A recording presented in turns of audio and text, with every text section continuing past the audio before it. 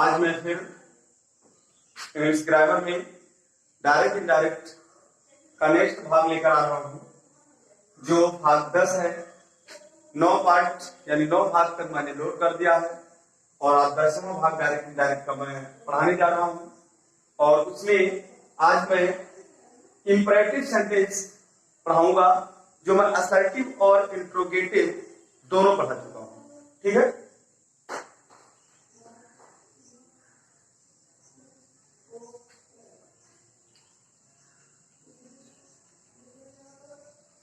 Direct से indirect में reporting verb और रिपोर्टेड स्पीच, थोड़ा ध्यान दीजिएगा सभी स्टूडेंट्स कि यहाँ पे ये रिपोर्टिंग वर्ब होगा, ये रिपोर्टेड स्पीच होगा।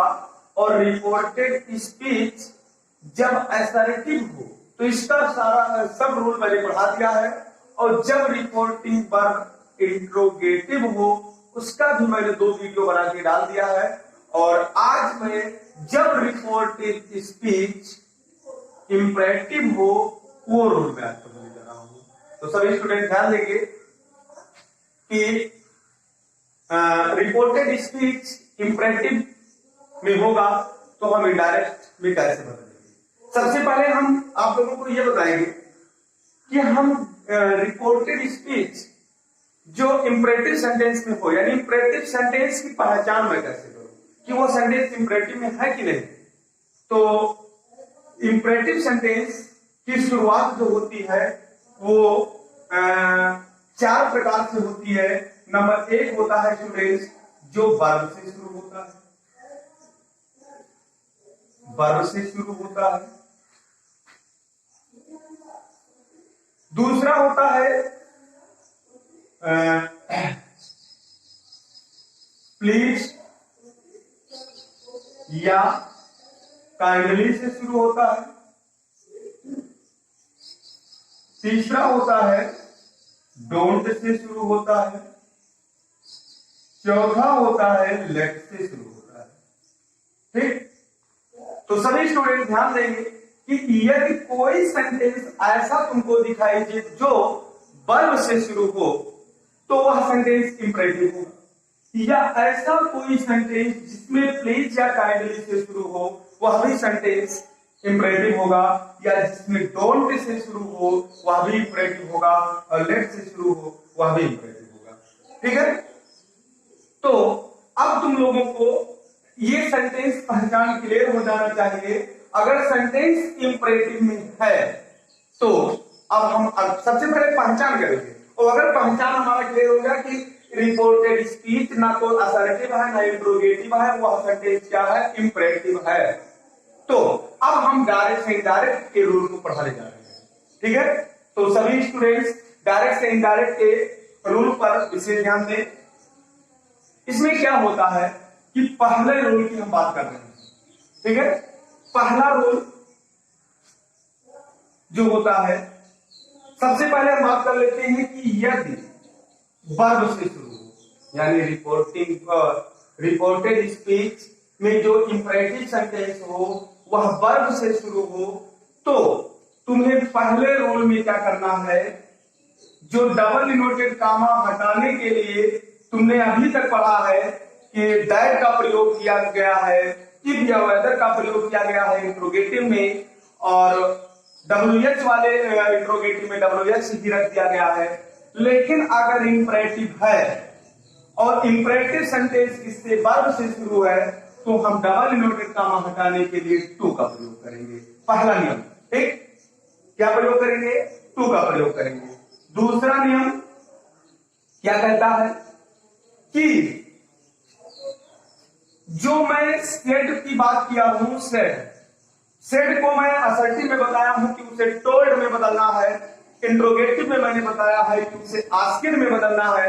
लेकिन भैया अगर इंपरेटिव सेंटेंस है तो उसे सेड को ना हमें आस्क्ड में बदलना है ना टोल्ड में बदलना है, हमें किस में बदलना है, हमें बदलना है इसे भाव के अनुसार, हमें भाव के अनुसार चेंज करना है। और भाव क्या हमें निकल के आएगा, यानी अगर भाव हमें निकल के आता है आदेश का, ठीक है, आदेश का भाव निकल के आता है तो सेट को मुझे ऑर्डर्ड में बदलना है। ऑर्डर्ड में बदलना है। और अगर हम भाव निकल के आता है निवेदन का भैया, तो हमें बदलना है रिक्वेस्टेड। रिक्वेस्टेड अगर भैया निवेदन के और आदेश के अलावा भाव सलाह या सुझाव का निकल के आता है, तो सुझाव तो एडवाइस में बदलना है। एडवाइस में बदलना है। यानी ये सभी स्टूडेंट ध्यान देंगे कि इस सेंटेंस को मैं पढ़ूंगा और इस सेंटेंस में अगर मुझे ऐसा लग रहा है कि कहने वाला जो वक्ता है इसमें आदेश दिया है, तो मैं क्या करूंगा, सेट को ऑर्डर में बदल दूंगा। अगर मुझे ऐसा लग रहा है कि जो कहने वाला वक्ता है उसकी कही हुई बात क्या है, निवेदन की गई है, तो मुझे रिक्वेस्टेड में बदल देना है। अगर मुझे ऐसा लग रहा है कि कही हुई बात में सलाह सुझाव की बात की गई है, तो उसे हमें एडवाइस में बदल देना है।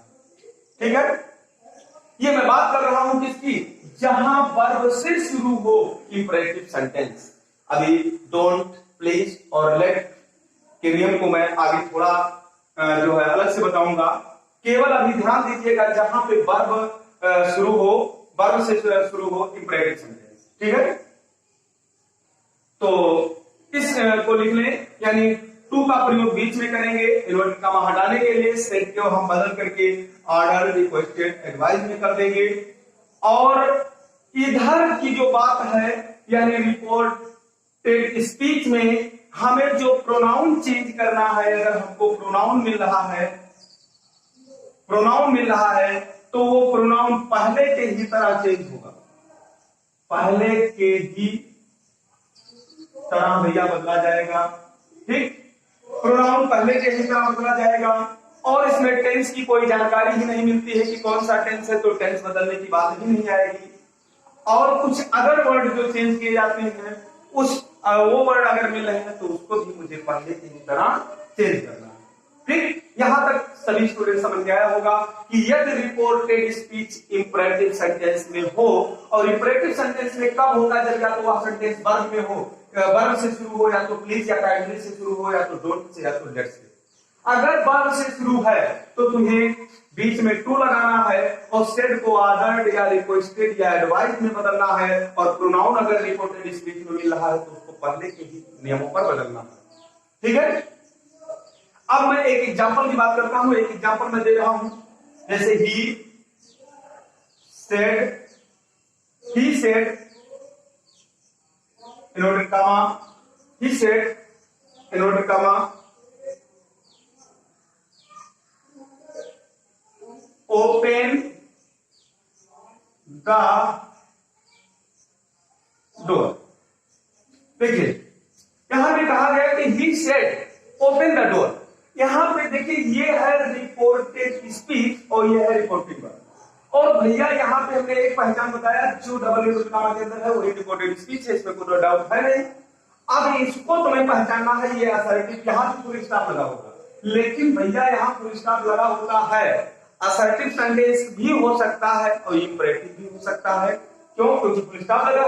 लेकिन अगर यहाँ सब्जेक्ट से शुरू होता, ठीक, अगर सब्जेक्ट से शुरू होता तब तो असर्टिव, लेकिन सब्जेक्ट से शुरू नहीं है भैया। ओपन माने खोलो, खोलना एक वर्ब है और ये वर्ब से शुरू है, तो तुम्हारा पहचान क्लियर है कि ये क्या है, इंपरेटिव सेंटेंस है। और इंपरेटिव सेंटेंस से अगर शुरू है तो भैया क्या करेंगे, हम इसको इंपरेटिव से, यानी इंपरेटिव सेंटेंस यानी वर्ब से शुरू है तो वर्ब से शुरू होने वाले में हम क्या करेंगे, इसमें टू लगा देंगे। डबल इन्वर्टेड कॉमा हटाने के लिए हमने टू लगा दिया, काम खत्म इसका।